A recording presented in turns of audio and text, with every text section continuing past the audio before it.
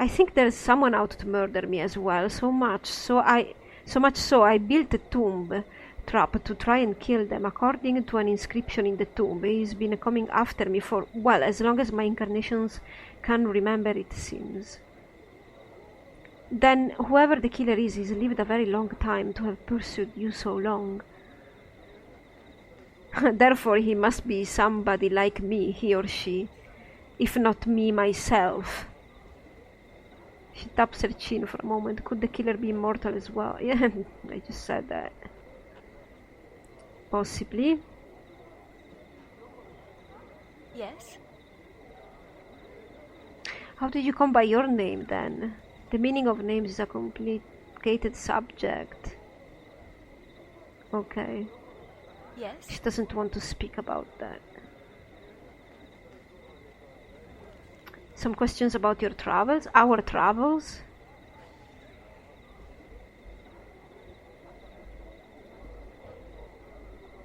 This I want to wait before asking all her private questions or whatever. So I wanted to go. Where is the place where I wanted to go? Here. 1 second.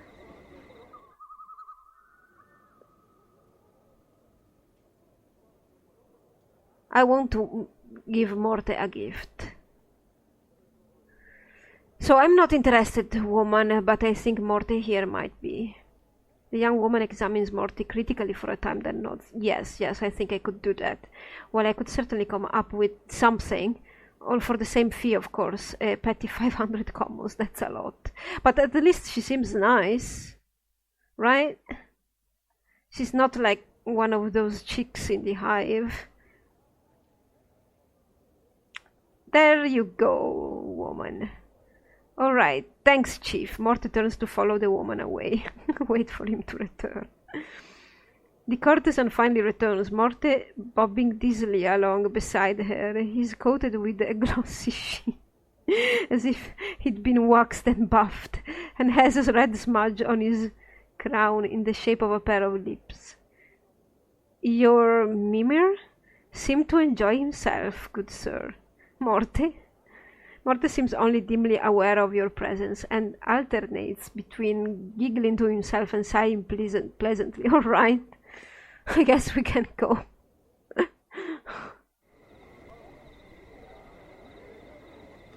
I wanted to go.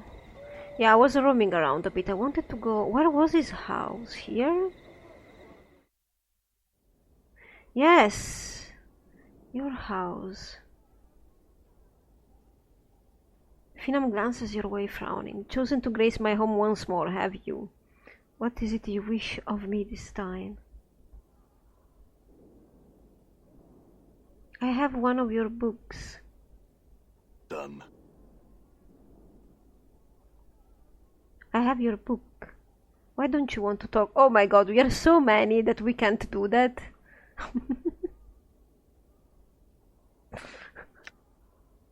All right. Oh god.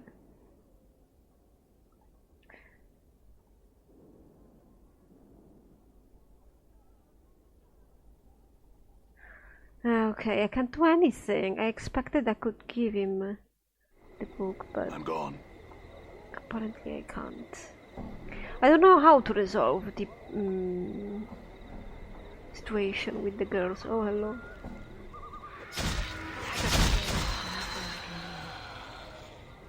Anna, were you raised in the hive? Mind your own business, succubus. I have nothing to say to you. Very well then. What can I do to the girls? What can I do to make them talk or something? I'm gone. Maybe.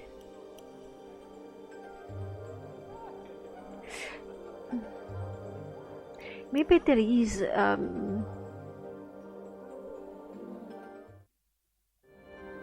I'm gone.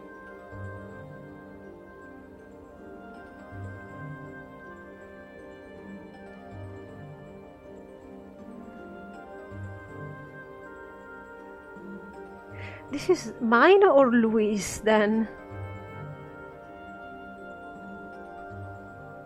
Done. That seems to lead to nothing, unfortunately. What should I do, Nanny?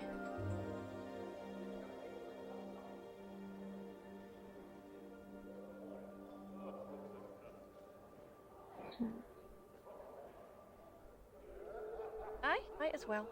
I really don't know what to do. I don't know, maybe I could tell the last story to Eves? Maybe?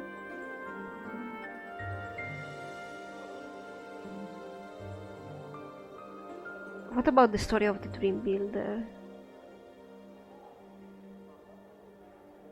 A man who lost his ability to dream and commissioned the construction of a device that would allow him to dream once more.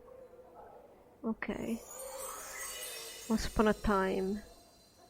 No title? The Beekeeper's Tale. Once upon a time a man came onto a field of hives. Upon this field he heard thousands of bees, but there was not a single bee to be seen. Amongst the hives worked a beekeeper who was extracting the honeycomb from the apparently empty hives. Yet despite the lack of insects, the drone continued. The man was mystified. He made to speak with the barkeeper who lifted his hood. He made to speak with the beekeeper who lifted his hood to reveal a creature made entirely of bees. A mouse-shaped depression formed in the mass of insects, which made up the thing's face. The depression moved as the creature spoke, but the drone was such that its words could not be understood. The man died at that moment, trying to understand what it was that the beekeeper said.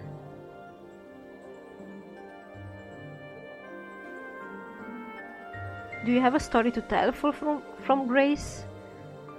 Grace turns to Eves. I have no story that I wish to share with you today. Tell Chaser I cannot let you exhaust my library before I can find more memories.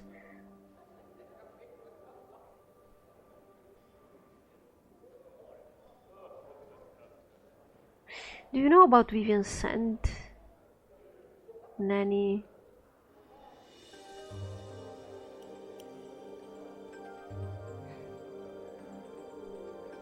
Oh.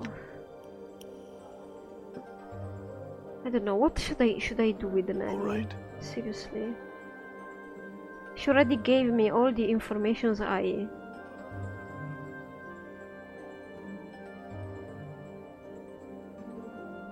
Oh! Kimaxi told someone's been taking things from her room too. Have you seen anything odd? Updated my journal. Nanny's eyes suddenly go wide. Oh, that's right. You know, once I saw a man sneaking out of Kimaski's room while she was out talking to a patron. I watched the front doors all that day, but he never ever left. Isn't that odd? I don't think he could have made it out a window, and so I never figured out where he went, and then I totally forgot about it. Weird, huh? Oh, finally! I got exactly what I wanted. Oops. Louise. Nanny told me she saw a man leaving Kimaxi Othertongue's room. I think that was you. You think? How could you be so alarmingly rude, so ludicrously presumptuous as to spout forth such an accusation without being absolutely certain of your charges? How dare you, impertinent brassy cur? Why, I ought to. As Louis rails and curses, his drawers open and close. You notice a small bundle of crimson cloth tucked alongside some clothes. The repeated opening and closing of the armor drawers make it difficult to grab. However, I'll wait for an opportunity to grab it. You stand poised at the edge of the armor. It keeps gabbing on and on, but it never seems to stay open long enough for you to grab the clothes. I don't think I have much dexterity to do that. You simply cannot move your hand quickly enough to snatch the crimson cloth from within Louis. The most you could accomplish would be getting your fingers crushed. Pull open the drawer. Give me that crimson cloth. Shan't, won't, never. Let's pull open the drawer.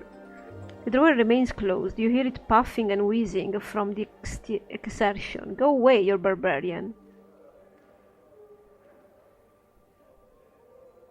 Give me that crimson cloth again. Do I have to beg and whine? Oh, please stop that rubbish. It is quite tiresome and transcends all known meanings of the word boredom. Stop. How tediously dull. You're making me quite drowsy. Keep on begging and whining then. The armor yawns, exposing the crimson cloth where it rests snugly beside some undergarments. You dart your hand in and seize it before the drawer can close itself. Tucking it away, you notice that it is perfumed with a light, exotic, and most pleasant fragrance. Damn it, you rogue! Blackguard, scoundrel, you give that back. This instant, that's not yours. That is an exceedingly personal garment that belongs to a lady of this establishment, and they would not appreciate your fondling their private things. Really, that much should be said about you. Right? I'm not doing anything so criminal and malicious as you are. I am merely soaking in sensations necessary to my growth as an individual. Yeah, sure. Done.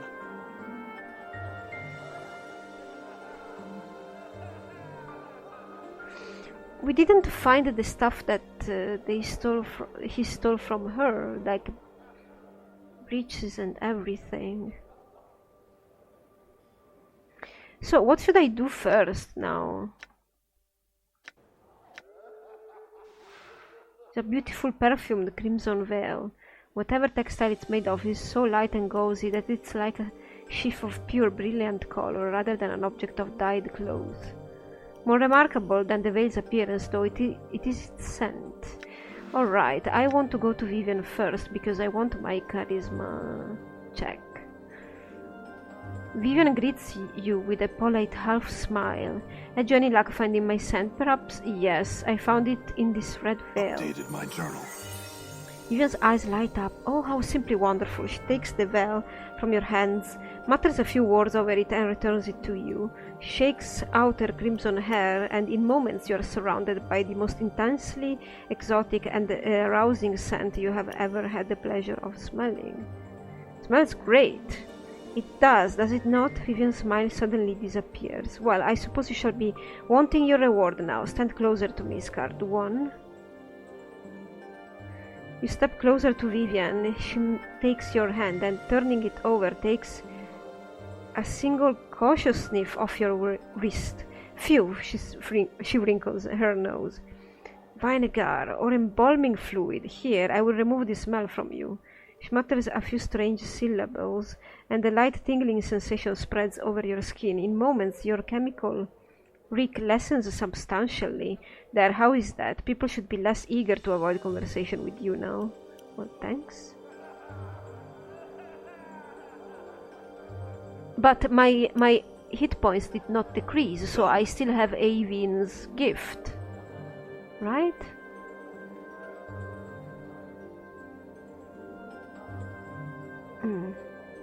Let's go to this woman now. Marissa, I have your crimson veil. Then would you please hand it over? Well, you should give me something in return, maybe. Of course, how perfectly mercenary of you. Here, reach out, grasp my wrist. You'll find a golden bracelet there, take it. It's yours, it's of more use to you than my veil is, I assure you. Okay. Updated my journal. You remove the bracelet from Marissa's delicate wrist. You hold the crimson veil before you and feel her take it from your hands. Ah yes, much better. Two shining points of red light appear before you as she opens her eyes. So that's what you look like. Perhaps I would have been better off with my eyes shut. Maybe.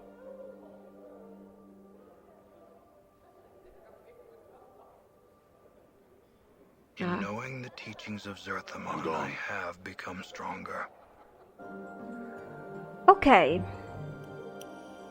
All right. Should we talk with you? Nope. It doesn't look like I can find her breeches.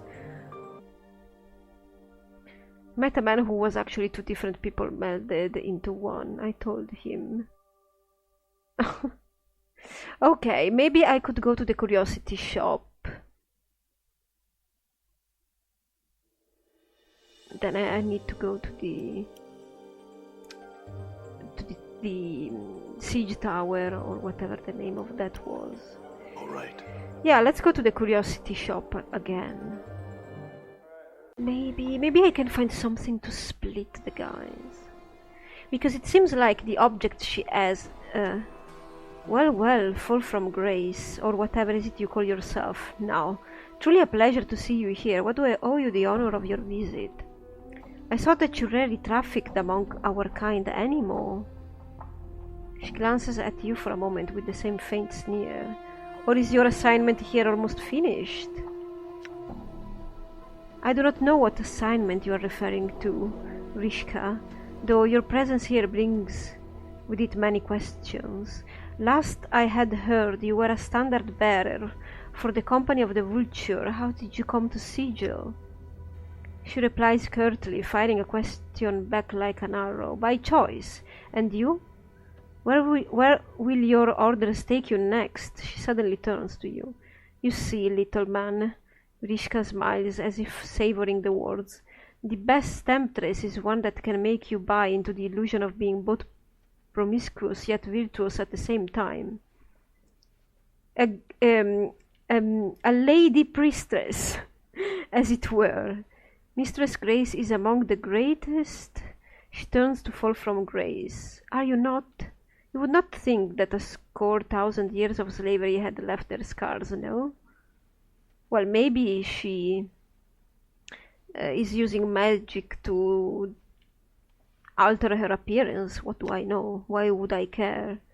Fall from grace speaks with a coldness you have never heard before. The air almost becomes ice as she dissects Rishka with her gaze. That is enough. Very well, though you are the ones who came into my emporium. Rishka looks at you and... Rishka gives a quick half bow. Welcome back. Here to buy something? Yes, I would like us to get past this rubbish. What did this do?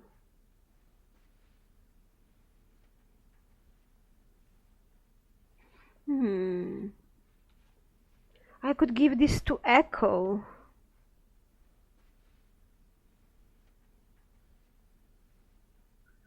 Gorgon Salve.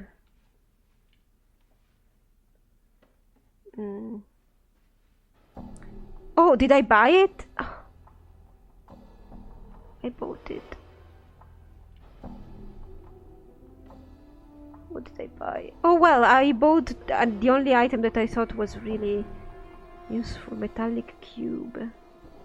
Why don't I buy everything and then see if it works?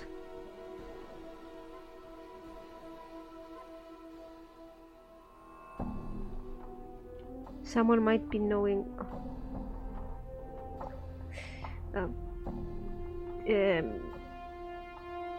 Give me all of this stuff. Elixir of horrific separation. I'll take that. Okay, let's keep going. Let's keep going. All right. Okay. So where was the apothecary here? Let's see if that thing works.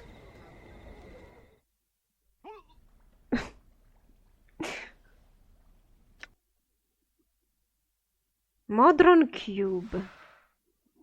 This small... I'm going to the Modrons.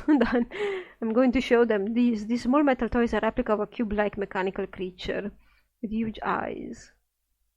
It's a collector's item.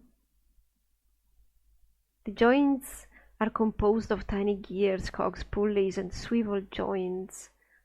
Even tiny springs on the legs that help support the feet.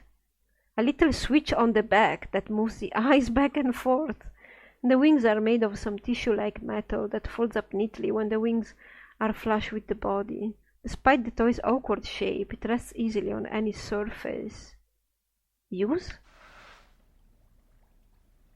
This small metal toy is a replica, alright. Move the arms and make sword fighting noises.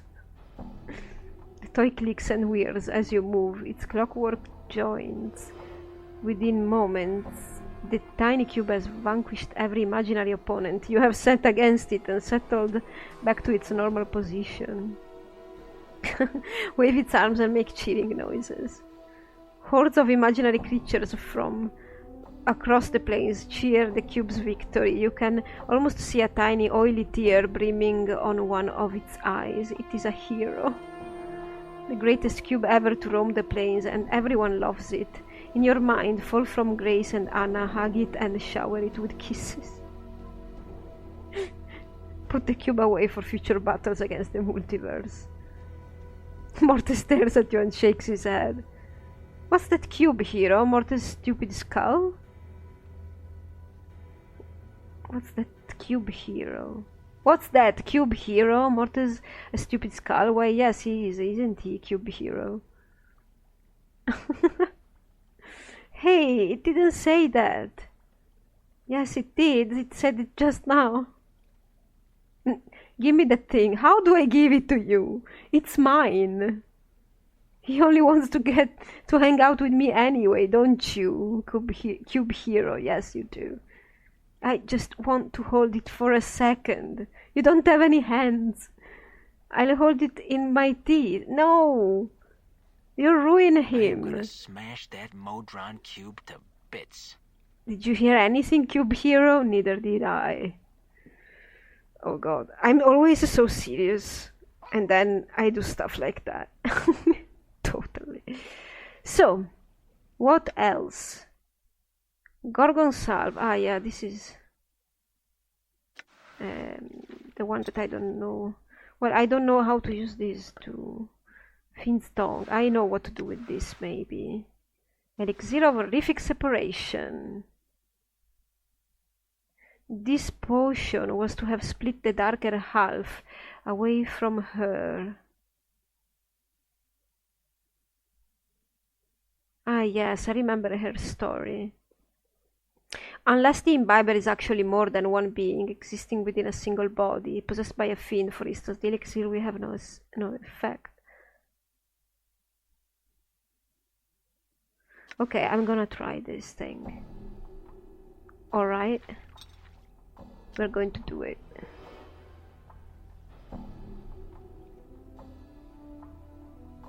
I've got this elixir of horrific separation. Do you think that would help? He or they is as eerie to look upon as ever, as his flesh constantly changes and crawls across his face and body. Let's give it to him. Both his eyes suddenly snap to the small bottle in your hands. He nods, smacking his lips. Here you are, then. You need to give me something, alright? The left eye rolls back, but the right one stays focused on you. He nods. Would some healing items suffice? Yes, it's alright.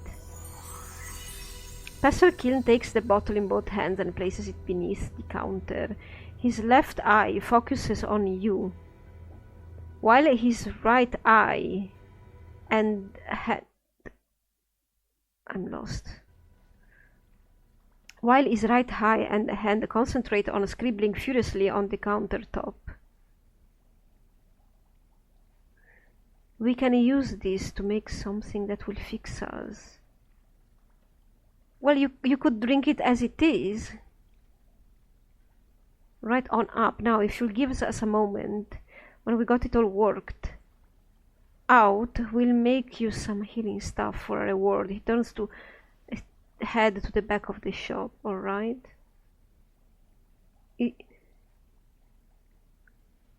Okay, we have pestle and kiln.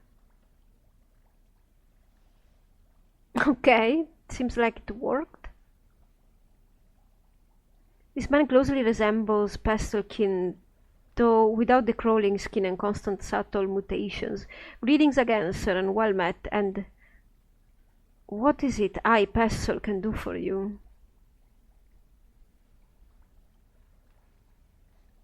Well, yeah. He has Gorgon Salve too? Maybe it costs even less than... I don't remember what I paid. Anyway, maybe I should talk to Kiln? This man's face closely resembles Pestle Keen's, though without the crawling skin. Greetings, Yoga, the name's Kiln. Need you something? I would like my reward. I was hoping to get some healing concoctions. Did you talk to Pestle yet? He's the one that will handle it for you. Okay, then. Yes, of course, your reward, let's see now. I'll manufacture them for you for nothing, of course. But I'll need the proper ingredients. An Oni's heart, or powdered hematite, or the hair of a deva, or a thread from an Asimon's robe, or the blood of a regenerating creature, such as a troll, or... Actually, my wounds heal very quickly. Pestle raises an eyebrow. Do they now? Well then. Your own blood just might do. Here, give me a sample. Alright. After drawing a small quantity of your blood and retreating to the back of the store, Pestle returns with a number of what appear to be hardened drops of blood placed upon one's tongue. These cloth charms will heal existing wounds and aid in the prevention of new ones, for a time. Well, thanks.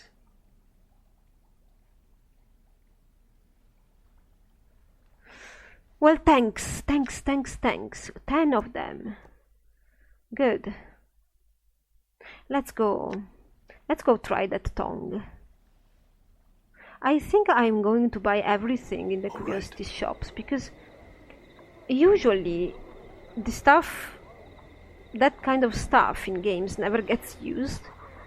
Maybe there is something that can open the tower. What do I know? Alright. What is Echo? Echo?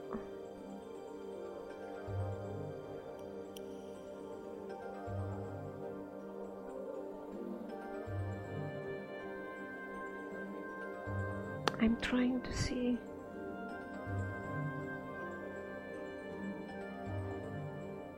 I have all the option to ask her. Are you silent because of a broken heart? She smiles pleasantly, then shakes her head.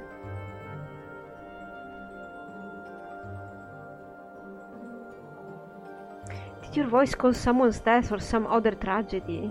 She pauses at this, opens her mouth, then frowns. After a moment, she shakes her head. Do you know the word that will undo the multiverse if it's spoken? Her eyes widen in surprise, then she gives you a beaming smile, rolling her eyes and shaking her head. Are you emotionally wounded? Is that why you can't speak? She looks at you strangely and shakes her head slowly. Was your voice stolen? Updated my journal. She nods vigorously, clasping her hands together and smiling at you. Do you know any way to get your voice back? She shakes her head, her face wrought with frustration. She suddenly looks at you pleadingly, as if expecting an answer. I'll need to know your name to ask about your voice. Is it Echo? Updated my journal. She nods, smiling pleasantly.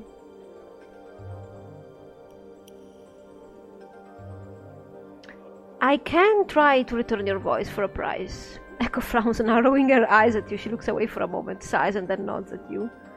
Deal, then. I look for something that would give you a voice. Updated that my I journal. think I have.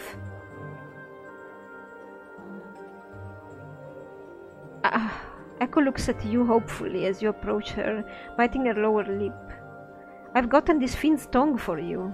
She raises her eyebrow and gives you a skeptical look.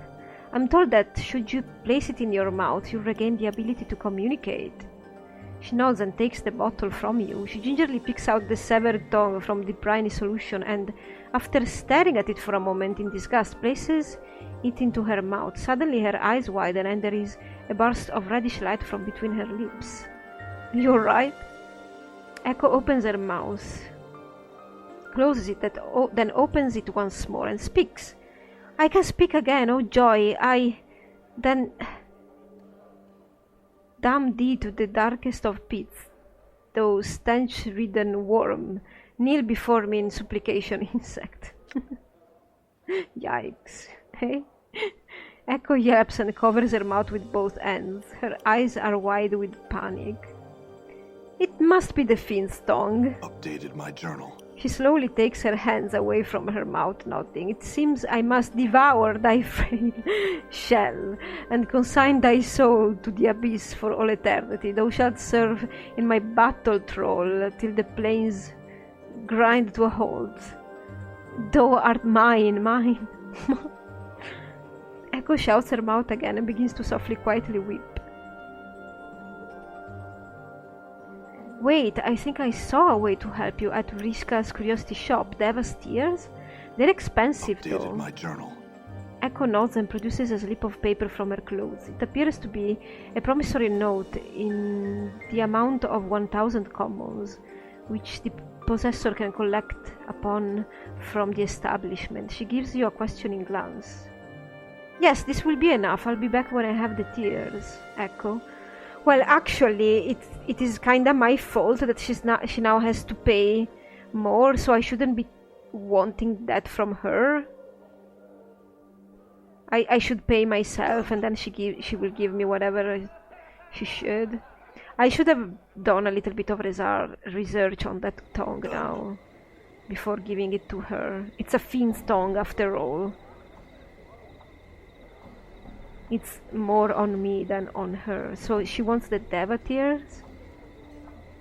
I think I will buy everything, because it seems like the items are useful. I would like the monster jug, and then I would like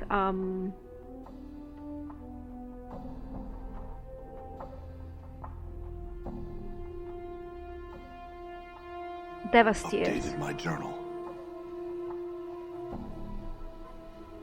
Yeah, will soothe the most savage anger, even that of a fiend's tongue. Okay, I have these 99 copper commons. 900. Oh, okay, I have this 1,000 common promissory note from the establishment.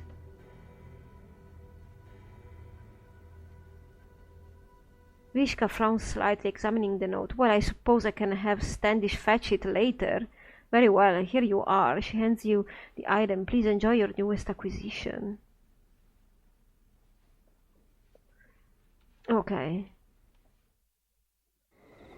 I'm gone. I will eventually buy everything. I just don't want to do it right now.